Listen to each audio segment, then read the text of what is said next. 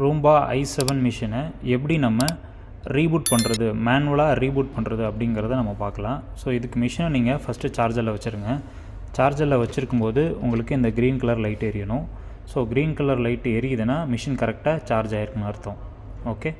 So next வந்து இந்த clean பட்டனை நம்ம 30 செகண்ட் கையை எடுக்காமல் லாங் ப்ரெஸ் பண்ணணும்.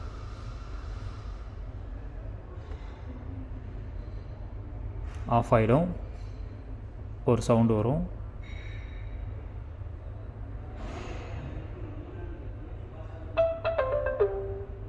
எகைன் லைட் ஸ்பின் ஆகும், ஆஃப் ஆகும்.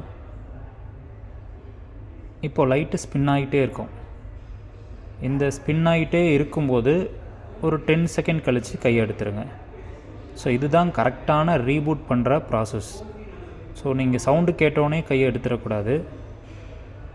இந்த லைட்டு ஸ்பின் ஆகிட்டே இருக்கும்போது கையை எடுக்கணும். இப்படி பண்ணால் தான் மிஷின் வந்து கரெக்டாக ரீபூட் ஆகும்.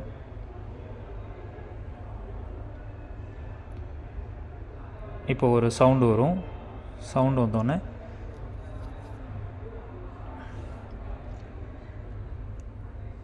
சவுண்டு வந்துருச்சுன்னா மிஷின் வந்து ரீபூட் ஆயிடுச்சுன்னு அர்த்தம்.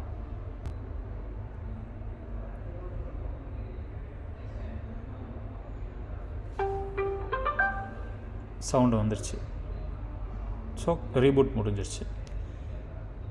தேங்க்யூ.